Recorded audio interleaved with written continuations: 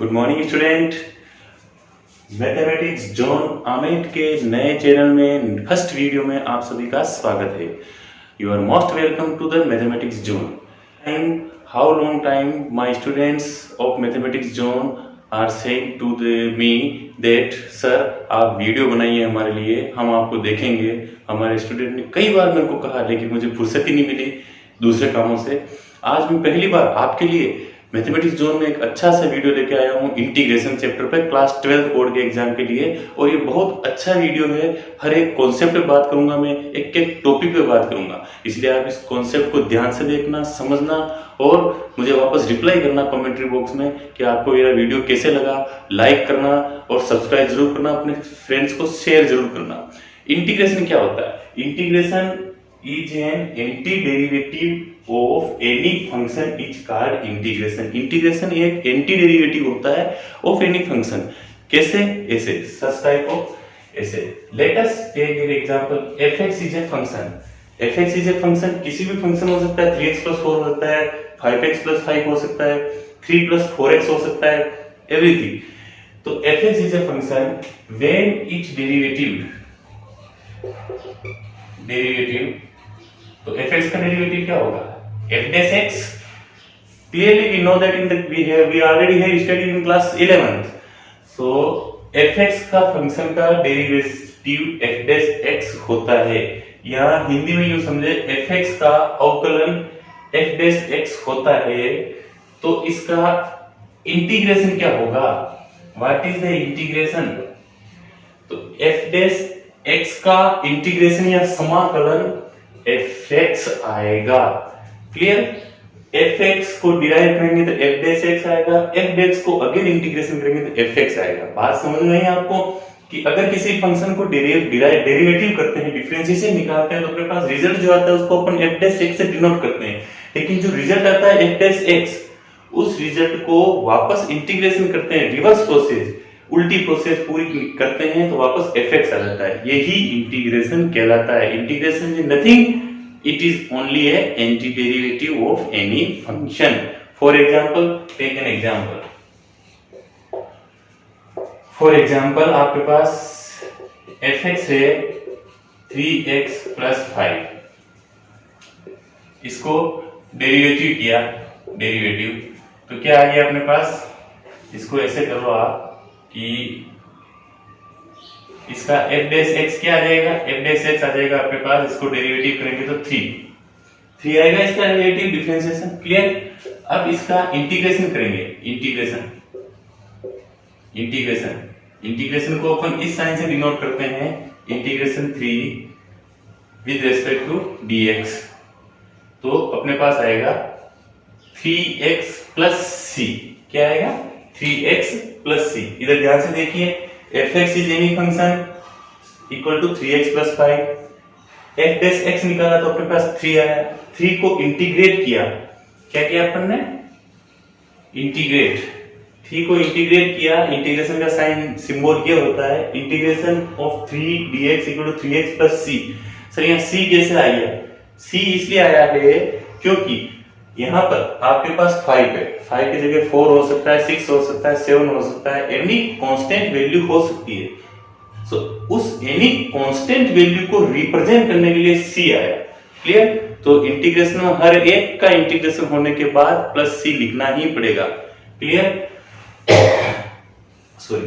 तो ये आपकी इंटीग्रेशन का सिंपल एंड शानदार एंड बिल्कुल बेसिक कॉन्सेप्ट है, इसलिए आप इसको इंटीग्रेशन को शानदार तरीके से समझ लेना।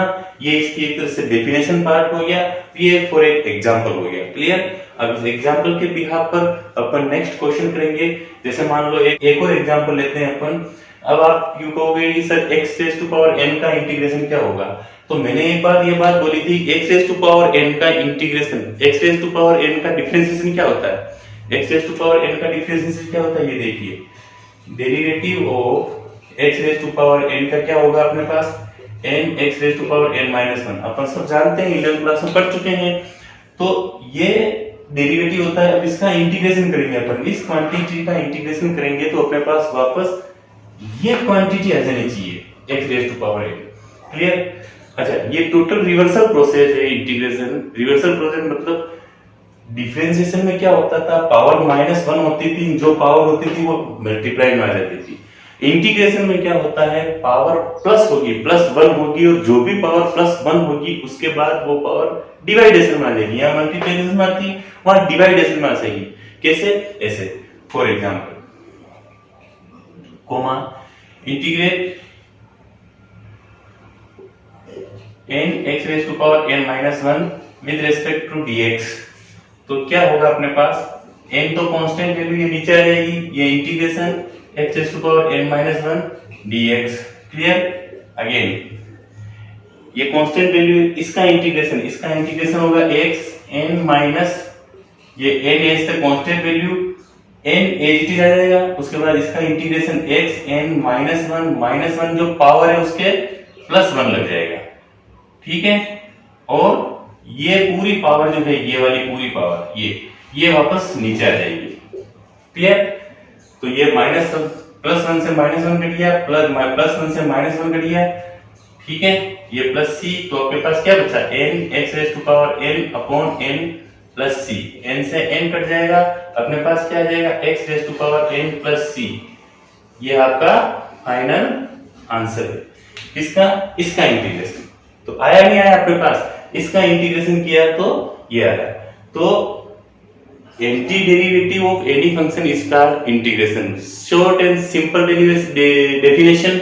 और समझने के लिए ये बहुत शानदार कॉन्सेप्ट आपके सामने मैंने लिखा है ब्लैक बोर्ड पर। ये कॉन्सेप्ट आपको आसानी से कहीं मिलेगा नहीं, इसलिए आप इसको ध्यान से लिखें, राइट डाउन करें और समझें। Right down this concept.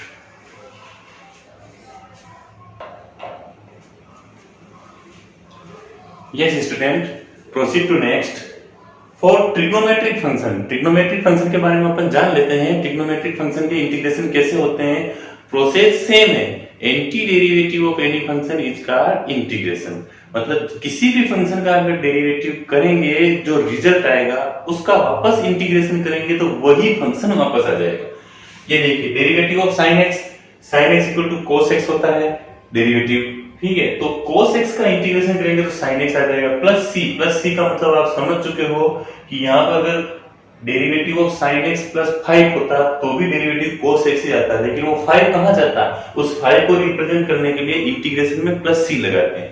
Clear, क्योंकि 5 यहाँ तो 0 हो जाता है, लेकिन वापस इंटीग्रेशन करेंगे तो वो कहाँ गया 5, तो उस 5 के लिए कांस्टेंट c लगाते हैं। 5 की जगह 4 हो सकता है, 2 हो सकता है, एवरी न्यूमेरिकल वैल्यू हो सकती है, कोई भी numerical value, any numerical value.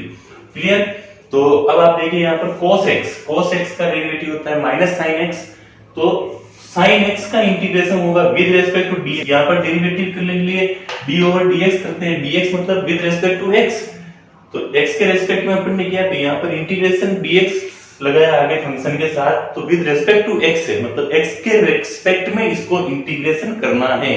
Clear, यहाँ अगर sin x dt होता, क्या होता, sin x dt होता, तो ये sin x है जो यहाँ sin x फिर क्या हो जाता, कांस्टेंट वैल्यू हो जाती, क्योंकि यहाँ अगर dt होता तो t के रिस्पेक्ट में इंटीग्रेशन करना पड़ता, और t के रिस्पेक्ट में इंटीग्रेशन करना पड़ता, sin x तो x का फंक्शन है, तो sin x अपने पास कांस्टेंट वैल्यू हो जाती।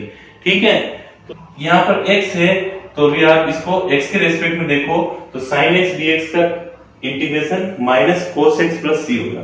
यहाँ माइनस क्यों आया, क्योंकि यहाँ माइनस नहीं आया, इसका डेरिवेटिव में यहाँ माइनस आया था, तो इसके इंटीग्रेशन में अगर यहाँ माइनस नहीं है तो यहाँ माइनस पुटअप करना पड़ेगा, और अगर यहाँ माइनस है तो यहाँ माइनस पुटअप नहीं करेंगे। क्लियर, tan x का डेरिवेटिव sec² x होता है, तो sec² का इंटीग्रेशन tan x + c होता है। cot x का डेरिवेटिव -cosec² x होता है, तो cosec² x का integration -cot x + c। Again cosec x का -cosec x cot x होता है, तो cosec x cot x का with respect to x integration क्या होगा, -cosec x + c होगा। देखो फंक्शन से फंक्शन वापस मिल रहा है। क्लियर, और ये माइनस का चक्कर है, माइनस का टेंशन यहाँ पर, यहाँ माइनस नहीं इसलिए यहाँ माइनस है, अगर ये माइनस यहाँ होता तो ये माइनस यहाँ नहीं आता। क्लियर, sec x का derivative sec x tan x है, तो sec x tan x का इंटीग्रेशन sec x + c है। Write down this, we proceed to next.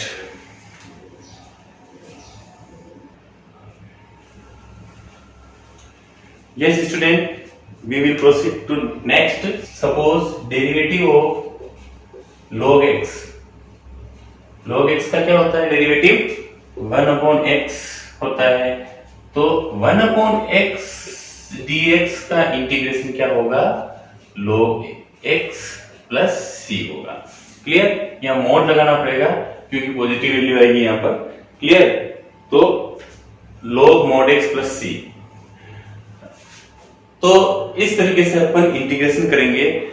Integration का मीनिंग आप समझ चुके हो। Integration is a anti derivative और integration is a reversal process of any function, any derivatives का reversal process है।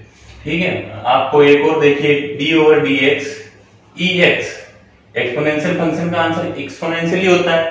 तो यहां पर इंटीग्रेशन करेंगे अपन ex with respect to x, क्या आएगा आपके पास? ex प्लस c आएगा। क्लियर? तो इस तरीके से अपन इंटीग्रेशन फाइंड आउट करेंगे। Now we proceed to next exercise 7.1। जो भी कॉन्सेप्ट अपन आएंगे क्वेश्चन वाइज डिस्कस करते जाएंगे। 7.1 के लिए जो कॉन्सेप्ट हैं वो कॉन्सेप्ट मैं आपको डिस्कस कर चुका हूं। उससे ज्यादा कॉन्सेप्ट 7.1 में, इससे ज्यादा कॉन्सेप्ट नहीं है। छोटा सा कहीं माइनर सा कॉन्सेप्ट होगा तो मैं इस पर क्वेश्चन डिस्कस कर लूंगा आपसे। ठीक है, तो आप इसको राइट डाउन कर लीजिए, फिर अपन 7.1 की तरफ बढ़ते हैं।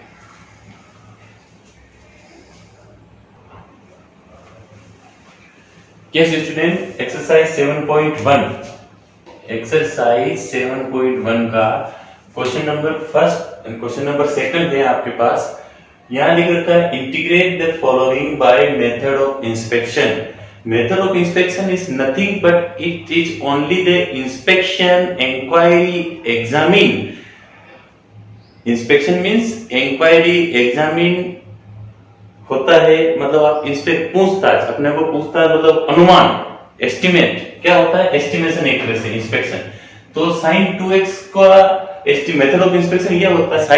sin 2x किसका डेरिवेटिव है ये समझो आप, क्योंकि ये किसी न किसी का डेरिवेटिव है, तभी अपने पास इंटीग्रेशन के लिए यहाँ मौजूद है। पहली बार समझ में आई आपको? तो ये किसी न किसी का डेरिवेटिव है तो अपने पास इंटीग्रेशन के लिए मौजूद है, अपने को इंटीग्रेशन करने के लिए दिया गया है। तो sin 2x किसका डेरिवेटिव था अंदाज लगाना है, ये अपन को समझना है इस चीज को। तो sin 2x अपने पास cos 2x का डेरिवेटिव होता है, ये अपन अच्छी तरीके से जानते हैं। तो सॉल्यूशन क्या करेंगे अपन?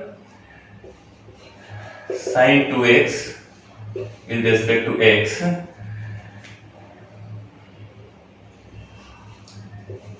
we inspect the derivative of sin 2x। sin 2x किसका डेरिवेटिव है? ठीक है, तो that is cos 2x अपन जानते हैं। तो cos 2x को डेरिवेटिव करेंगे यहाँ पर। Derivative cos 2x is equal to क्या आएगा अपने पास? sin 2x माइनस b आएगा। cos 2x का डेरिवेटिव क्या आएगा? माइनस sin 2x आएगा। और ये इस 2x को अगेन चेन रूल से डेरिवेटिव करेंगे तो अपने पास क्या आएगा? इंटू 2। तो ये हम इंटू 2 लिख देंगे। क्लियर? दिस इंप्लाइज ये 2 इसके नीचे चला जाएगा तो अपने पास हो जाएगा 1/2 माइनस भी इधर आ जाएगा। Derivative of d/dx cos 2x is equal to sin 2x। तो मेथड ऑफ इंस्पेक्शन में ये देखा आपने कि देखो sin 2x क्या है? डेरिवेटिव ऑफ cos 2x है, -1/2 इज द कांस्टेंट वैल्यू।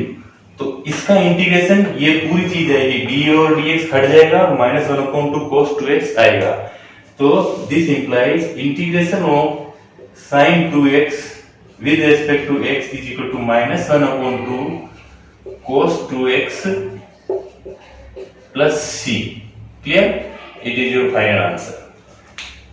ये मेथड ऑफ इंस्पेक्शन होता है, आप इसको ध्यान से उतार लीजिए और इसमें कोई बड़ी बात नहीं होती। इसको करने का ढंग ऐसे ही है, केवल 5 क्वेश्चन है आपके 7.1 में। इसके अलावा बाकी दूसरे क्वेश्चन नॉर्मल मेथड से हो जाएंगे। बहुत इजी गोइंग होंगे, ये भी बहुत इजी गोइंग है।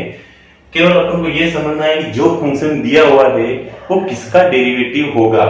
तो ये फंक्शन अपन को cos 2x का डेरिवेटिव होगा, cos 2x को डेरिवेटिव करेंगे अपन, और फिर जो भी कांस्टेंट वैल्यू है वो इधर मूव कर देंगे। तो अपन देखेंगे यहाँ पर कि cos 2x को डेरिवेटिव करने पर sin 2x आया, तो आ गया अपने पास ये फंक्शन डेरिवेटिव। तो अपन क्या करते हैं, इसका एंटीडेरिव होता है, एंटीडेरिव मतलब होता है रिवर्सल प्रोसेस वापस। तो ये चीज हट जाएगी यहाँ से, -1/2 cos 2x इसका आंसर होगा। Clear? Write down it.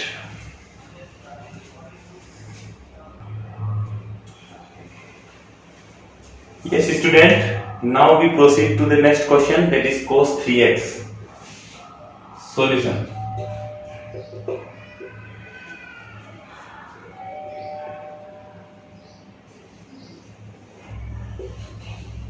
Cos 3x. Clear? तो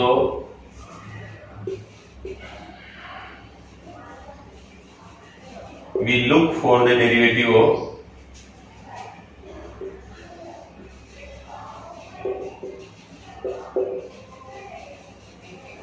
cos 3x, that is किसका डेरिवेटिव होगा ये cos 3x, sin 3x का।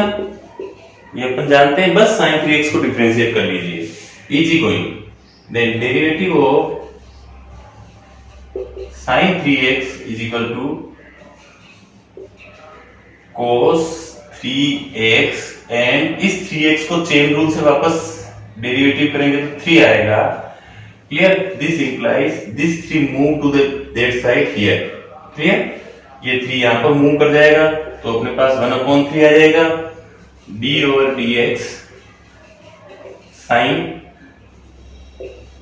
3x is equal to cos 3x। Clear? तो cos 3x का इंटीग्रेशन क्या हो जाएगा, 1/3 sin 3x हो जाएगा। Clear? This implies integration of cos 3x with respect to dx is equal to 1/3 sin 3x plus c। इसमें method of insertion में नहीं लगा होगा तो भी चलेगा, क्योंकि यहाँ पर अपन को ओरिजिनल चीज दे रखी है।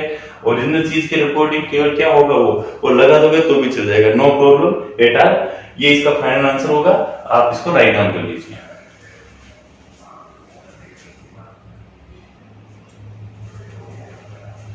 Yes student, now we proceed to next question number 3, e to the power 2x। Solution करेंगे इसका अपन, integration e to the power 2x with respect to x। तो क्या लिखेंगे अपन इसमें सॉल्यूशन में, we look for a function, एक function की तरफ देखेंगे, या we inspect for a function whose derivative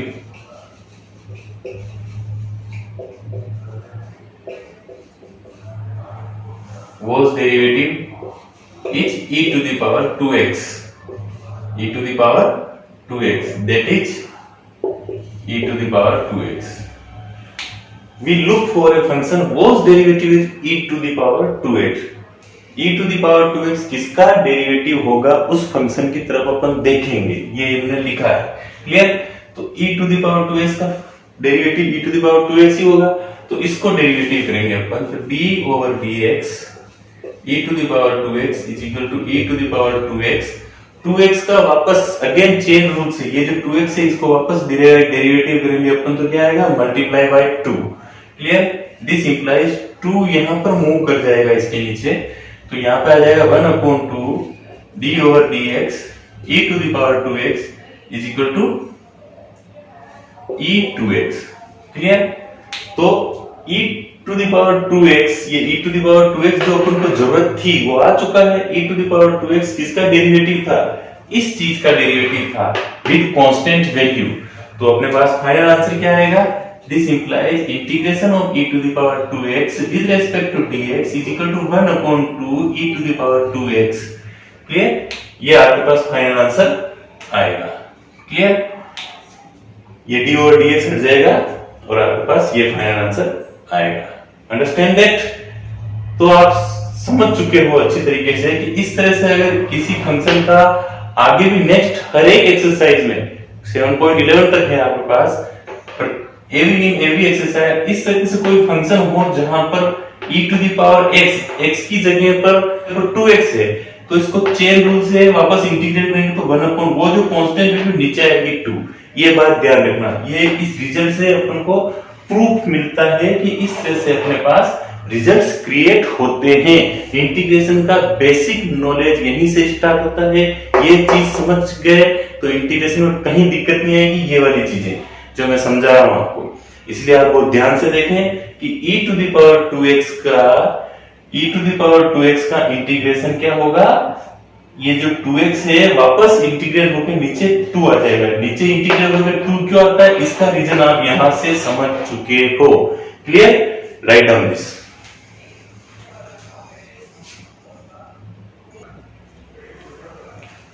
Yes student, now we solve this question. Solution of question number 4.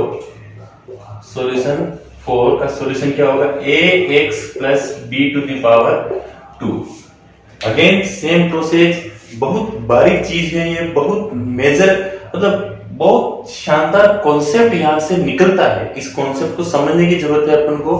इसी कॉन्सेप्ट से सारे इंटीग्रेशन के क्वेश्चन सॉल्व होंगे और उसमें भी कुछ कुछ ट्रिक्स हैं, वो ट्रिक्स मैं आपको बताता जाऊंगा। बाकी इस कॉन्सेप्ट को समझने की आपको हद से ज्यादा जरूरत है, इसलिए आप ध्यान से सुने और समझे। अगर कहीं चीज कोई मिस हो गई है, समझ में नहीं आई आपको, तो वीडियो को वापस रिवाइज करें, ध्यान से सुने, एक बार नहीं 2 बार रिवाइज करें और वापस ध्यान से सुने, हर एक चीज समझ में आ जाएगी।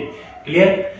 तो यहाँ पर तुम वापस look for the function was derivative या वी इंस्पेक्ट, जो भी आप वर्ड यूज करना चाहते हो, we inspect for the function was derivative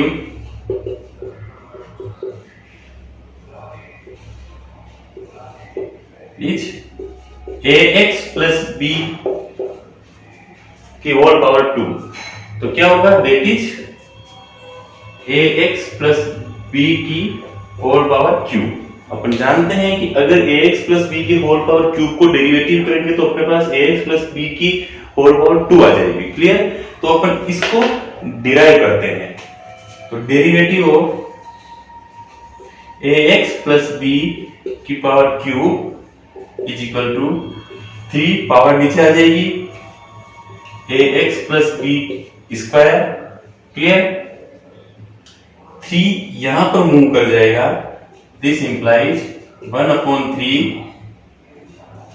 ax 1/3 derivative of ax plus b की power cube is equal to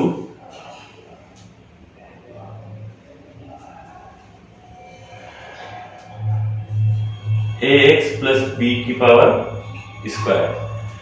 तो आप ध्यान से देखो, derivative of ax plus b to the power 3, इसमें क्या होगा, अब आपके वापस एक चीज और मिस कर दी आपने, यहाँ ध्यान रखिए, ax प्लस b की पावर 3 है तो 3 यहां आ जाएगा, 2 हो जाएगा, लेकिन ये चेन रूल से वापस ये डिफरेंशिएट होगा चेन रूल से ax प्लस b, तो यहाँ इंटू a भी आएगा। क्लियर? तो 3 और a दोनों नीचे मूव कर जाएंगे, तो ये आएगा आपके पास 3a। क्लियर? 3b इसके नीचे आएगा, a भी इसके नीचे आएगा। क्लियर? इसको चेन रूल से वापस डिफरेंशिएट करेंगे, आप 11th क्लास में पढ़ चुके हो, तो चेन रूल से वापस डिफरेंशिएट करेंगे तो ये तो हो जाएगी 0 और ये ax का डिफरेंशिएशन a आएगा तो वो मल्टीप्लाई में आ जाएगा और ये भी इसके नीचे मूव हो जाएगा, यहाँ पर इसके नीचे, और 3b आ जाएगा, 1/3a आ जाएगा, 1/3a ax plus b cube. तो ये देखिए आपके पास क्या बच गया, ax प्लस b की पावर 2। क्वेश्चन क्या था, ax प्लस b स्क्वायर। तो इसका इंटीग्रेशन अपने पास फाइनली क्या आ गया, अपने पास integration of ax plus b square with respect to dx is equal to 1/3a ax plus b की पावर क्यूब। क्लियर? ये आपके पास आंसर आ गया, final answer. Clear? Write down this. Yes student, now we solve this problem, question number 5th of your exercise. Solution is same type, integration sin 2x minus 4e to the power 3x। Again method वही रहेगा, same, अपना काम करने का तरीका वही रहेगा जो पिछले 4 क्वेश्चन में था। sin 2x minus 4e 3x किसका डेरिवेटिव है ये आपको समझना पड़ेगा। तो we look for the function whose derivative is sin 2x minus 4e to the power 3x, that is जो कि है क्या है, वो फंक्शन होगा अपने पास cos 2x minus cos 2x minus e to the power 3x। Clear? अपन को यह अनुमान लगाना पड़ेगा कि ये विद रेस्पेक्ट टू x, अपन को यह अनुमान लगाना पड़ेगा कि ये फंक्शन किसका डेरिवेटिव था।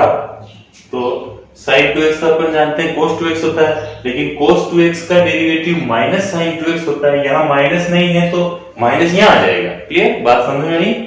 और minus 4e to the power 3x। Clear? अपन एक काम करते हैं इसमें, जैसे ये जो इंटीग्रेशन है, फर्स्ट इंटीग्रेशन और सेकंड इंटीग्रेशन, ये मानते हैं ये फर्स्ट इंटीग्रेशन हो गया, ये फर्स्ट टर्म हो गई, ये सेकंड टर्म हो गई। अलग अलग इंटीग्रेट करेंगे तो इसका इंटीग्रेशन क्या होगा, ये किसका डेरिवेटिव था, तो ये माइनस cos 2x का डेरिवेटिव मानते हैं। तो cos 2x को अपन क्या करते हैं, माइनस cos 2x को डेरिवेटिव करते हैं d ओवर dx, माइनस इधर बाहर आ जाएगा, इक्वल टू अपने पास क्या आ जाएगा sin 2x और मल्टीप्लाई में 2। दिस इंप्लाइज ये 2 इसके नीचे चला जाएगा, तो minus 1/2 sin 2x minus 1/2 cos 2x, cos minus 1, ये 2 इसके नीचे चला जाएगा तो माइनस 1/2 हो जाएगा, ये माइनस 1/2 और फिर cos 2x, फिर इधर बच जाएगा अपने पास sin 2x। ये आ गया अपने पास इंटीग्रेशन का पहला पार्ट। sin 2x का इंटीग्रेशन क्या होता है, sin 2x का इंटीग्रेशन होता है minus 1/2 cos 2x d over dx। Clear? ये आ गया आपके पास पहला पार्ट, फर्स्ट। ठीक है, नाउ सेकंड के लिए क्या करेंगे अपन, इसको now d over dx 4e3x equal to, तो 4 तो कांस्टेंट वैल्यू है, ये इधर आ जाएगी, और e3x का डेरिवेटिव होता है अपने पास, e3x का डेरिवेटिव, इसको चेन रूल से वापस मल्टीप्लाई करेंगे तो इंटू 3 आएगा, 4 से 4 कैंसिल आउट हो जाएगा। क्लियर? तो ये आ जाएगा अपने पास 3। दिस इंप्लाइज 1/3, ये 3 इसके नीचे आ जाएगा, 1/3 d over dx e to the power 3x is equal to e to the power 3x। तो e to the power 3x का इंटीग्रल क्या था, ये आएगा, ये e to the power 3x, मतलब यहां पर e to the power 3x की जगह 1/3 रख सकते हैं। तो फाइनल देखो, फर्स्ट के लिए sin 2x के लिए ये रखेंगे अपन इंटीग्रल वैल्यू, तो क्या आएगी अपने पास माइनस 1/2 cos 2x, ये d ओवर dx हट जाएगा क्योंकि इसका डेरिवेटिव ये था, तो इसका एंटी डेरिवेटिव ये होगा, माइनस 1/2 cos 2x, फिर माइनस का साइन है तो माइनस, और फिर 4 कांस्टेंट वैल्यू, तो 4e3x का integration 1/3 e to the power 3, तो 1/3 के लिए 3 नीचे लग जाएगा 4 के साथ, 1/3 से मल्टीप्लाई हो जाएगा 4 से, 4 into 1/3 तो 4/3 हो जाएगा, और e to the power 3x। ये आपके पास फाइनल आंसर होगा। फंक्शन वाइज करेंगे, first function, second function, first function का इंटीग्रेशन, फिर सेकंड फंक्शन का इंटीग्रेशन। तो इस तरीके से आपके पास दोनों फंक्शन के इंटीग्रेशन मिलके आपके पास एक फाइनल वैल्यू आ जाएगी, ये फाइनल आंसर हो जाएगा। Clear? Write down this.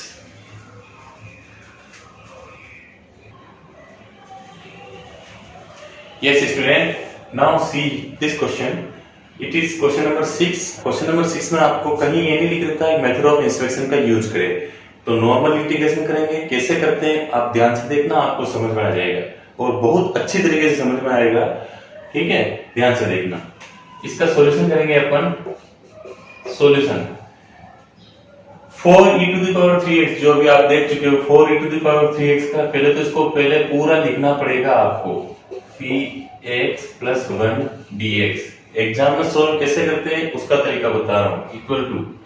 Equal to ये इंटीग्रेशन का साइन, तो इसको इंटीग्रेट करेंगे तो अपन 4/4 × e⁻3x, और 3x को अगेन इंटीग्रेट करेंगे 3। ये आप पढ़ चुके हो मेथड ऑफ इंस्पेक्शन में, क्लियर।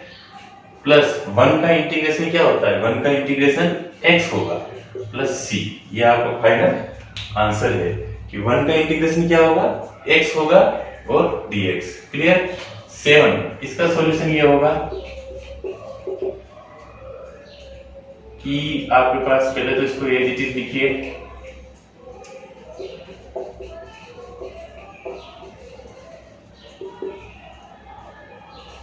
अब इसको x² को अंदर मल्टीप्लाई कर दीजिए, तो x² - 1 into x² 1/x² dx। x² 1 से मल्टीप्लाई होगा, x² अंदर मल्टीप्लाई होगा, x² से x² कट जाएगा, you will get 1x² - 1 dx। तो your final answer is here. ध्यान से देखना, x की पावर 2, मैंने क्या कहा था, इंटीग्रेशन में पावर प्लस होती है और प्लस होने के बाद जो रिजल्ट आता है उस पावर का, वो पावर नीचे आ जाती है। तो x 2 + 1 एंड 2 + 1 माइनस 1 का इंटीग्रेशन x प्लस c, तो फाइनल आंसर क्या हो जाएगा आपके पास, x⁻3/3 minus x plus c, answer, clear. इस तरह से आपको बोर्ड एग्जाम में क्वेश्चन करना है। आपको 1 नंबर का क्वेश्चन इस तरह का आता ही आता है, आप ध्यान से करें, clear. Yes student, now we solve the question number 8। Solution में फर्स्ट आपको question as it is write करना पड़ेगा।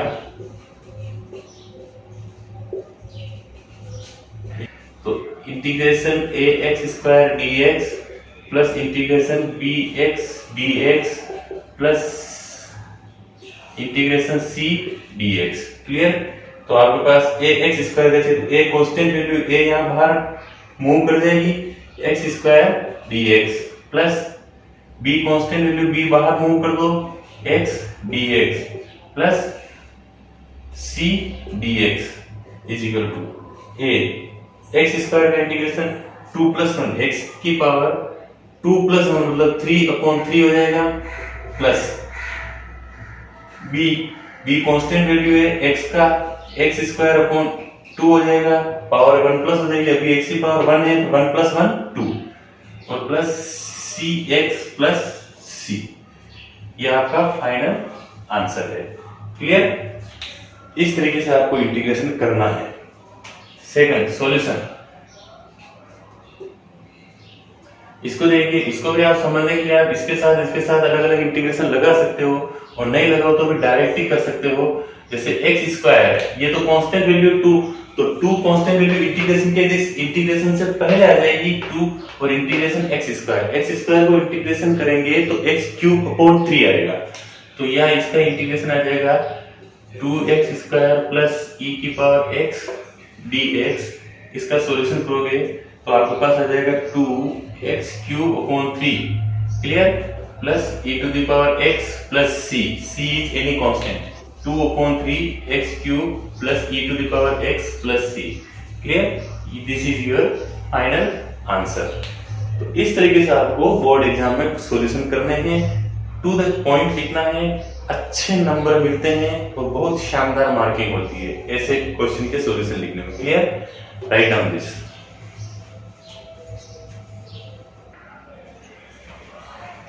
Yes student, it is too important और इजी क्वेश्चन, ये बहुत इजी क्वेश्चन है, आप ध्यान से देखिए सॉल्यूशन, ठीक है। इंटीग्रेशन ऑफ √x - 1/√x का स्क्वायर dx। क्या करेंगे, इसको आप ब्रैकेट को खोलेंगे, ब्रैकेट को खोलेंगे, a माइनस बी का होल स्क्वायर से इसको खोलेंगे। तो a माइनस बी का होल स्क्वायर क्या होता है? a माइनस बी का होल स्क्वायर होता है अपने पास square minus a square plus B square minus 2 into a into B, clear? dx। समझ में आया सबको? a स्क्वायर, सॉरी यहाँ लार्ज ब्रैकेट, यहाँ लार्ज ब्रैकेट कर रखा है तो यहाँ पर भी लार्ज ब्रैकेट यूज करेंगे, clear? a square plus B square minus 2ab, clear? Cancel out. यहां आपके पास क्या बच गया? x plus 1/x minus 2 dx, clear? आप इसको ऐसे भी लिख सकते हैं, x, फिर इसको ऐसे लिखने की जरूरत नहीं है अब आगे। अब आप इसको डायरेक्ट सॉल्यूशन लिखिए। सॉल्यूशन क्या लिखेंगे? इसका इंटीग्रेशन क्या होगा? x का x स्क्वायर अपॉन 2 होगा, क्लियर? पावर 1 है तो 1 प्लस 1 पावर हो जाएगी, प्लस 1 अपॉन x का इंटीग्रेशन अपन ने पढ़ा था, मैं डिस्कस कर चुका हूं पहले भी आपको। We have already discussed the what is the integration of 1 upon x, that is log x, log mod x minus 2 का इंटीग्रेशन क्या होता है? 2x plus c is any constant, it is your final answer. Question बहुत अच्छा है, ध्यान से इसको देखिए, समझिए, और कोई दिक्कत आए तो मुझे बताइए, कॉपी कर लीजिए इसको।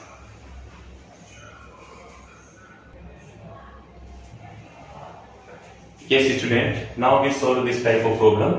Solution में आप क्वेश्चन को एज इट इज पहले उतार लोगे, फिर मैं इसकी नेक्स्ट स्टेप बता रहा हूँ। इसके बाद इसको यहाँ पर राइट डाउन करने के बाद क्या स्टेप होगी, आप एलसीएम को एक्स स्क्वायर को इसके नीचे, एक्स स्क्वायर को इसके नीचे, एक्स स्क्वायर को इसके नीचे, मतलब एलसीएम का ब्रेकअप कर दीजिए आप। तो क्या आएगा अपने पास? Integration x cube upon x square plus 5x square upon x square minus 4 upon x square dx, clear? तो x स्क्वायर से x स्क्वायर से x क्यूब कट गया, एक पावर बच गई, x स्क्वायर से x स्क्वायर कट गया, ठीक है? ये चीज रहेगा। तो अपने पास क्या आ गई final value? x plus 5 minus 4 upon x square, clear? तो ये अपने पास फाइनल वैल्यू है। इस x स्क्वायर को आप क्या लिखेंगे? x स्क्वायर को आप x की पावर माइनस 2 भी लिख सकते हैं, 4 इंटू एक्स की पावर माइनस 2। क्या लिख सकते हैं? 4 इंटू एक्स की power minus 2, x raise to power minus 2 लिख सकते हैं। 4 अपॉन एक्स स्क्वायर लिखने के बाद नेक्स्ट स्टेप की बात कर रहा हूं, क्लियर? ये आप लिख सकते हैं। फिर आपके पास क्या आएगा? देखिए, इंटीग्रेशन करेंगे, x का इंटीग्रेशन, x की पावर 1 है तो 1 प्लस 1 2, x की पावर 2 हो जाएगी, नीचे भी 2 आ जाएगा पावर, ठीक है? प्लस 5 का इंटीग्रेशन 5x आएगा माइनस 4 कांस्टेंट वैल्यू है तो उसका कुछ होगा नहीं, वो 4 मल्टीप्लाइड में, तो 4 इंटीग्रेशन के लेफ्ट हैंड साइड में आ जाएगा। फिर x की पावर माइनस 2 का integration minus 2 plus 1 minus 2 plus 1, clear? Plus c। तो फाइनल आपके पास क्या आ जाएगा? X square upon 2 plus 5x minus 2, और ये देखो माइनस 2 और प्लस 1 तो माइनस 1 आएगा, माइनस 1 आने पर ये माइनस इंटू माइनस यहाँ प्लस हो जाएगा, और 4x की पावर माइनस 1 और x की पावर माइनस 1 आने पर क्या करेंगे अपन नेक्स्ट स्टेप में? इसको अगेन लिख देंगे यहाँ पर x square upon 2 plus 5x plus 4 upon x plus c, answer, clear?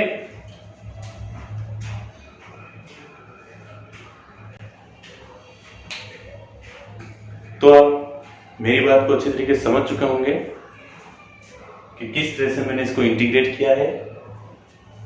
अपन अब क्वेश्चन 11 तक पहुंच चुके हैं। नेक्स्ट वीडियो में मैं क्वेश्चन नंबर 12 से आगे लूंगा। आप 12 से आगे कोशिश करना है कि सोल्व करो क्वेश्चन, और अगर कोई दिक्कत आए तो वापस मुझे रिप्लाई करना, कमेंट्री बॉक्स में लिखना आपको क्या दिक्कत है इंटीग्रेशन में। एक एक दिक्कत को मैं सोल्व आउट करूंगा, एवरी कॉन्सेप्ट क्लियर करूंगा। क्लियर? तो आप मैथमेटिक्स जोन के चैनल को सब्सक्राइब कीजिए, लाइक एंड शेयर कीजिए और अपने दोस्तों को भी बताइए, अपने फ्रेंड्स को शेयर कीजिए ताकि उनका भी कुछ फायदा हो, वो भी कमेंट्स क्लियर कर सकें और बोर्ड एग्जाम जो आने वाले हैं 12th के, उन बोर्ड एग्जाम में इन कॉन्सेप्ट के जरिए वो कुछ ना कुछ अच्छा अचीवमेंट कर सके, क्योंकि ये बहुत इंपॉर्टेंट टॉपिक है कैलकुलेशन, जो आपके कैलकुलस में आता है और कैलकुलस 35 मार्क्स की आती है 80 मार्क्स में से। तो इस इंटीग्रेशन को बहुत अच्छी तरीके से और बारीक से समझना है। अभी लॉकडाउन चल रहा है, घर पर रहें और मस्त रहें और अच्छे से पढ़ाई करते रहें और मुझे लाइक, सब्सक्राइब और शेयर जरूर करें इस चैनल को। कमेंट कर सकते हैं, मुझसे बात कर सकते हैं, लेकिन मैं हर समय ऑनलाइन उपलब्ध रहूं ये जरूरी नहीं है, इसीलिए मैं समय समय पर आपसे मिलता रहूंगा। आप कमेंट्स कर दिए, बात कीजिए और आपको वीडियो कैसा लगा ये मुझे ही बताएं और अपने दोस्तों को भी बताएं, और अच्छा लगा हो तो लाइक एंड शेयर जरूर कीजिए। Thank you very much.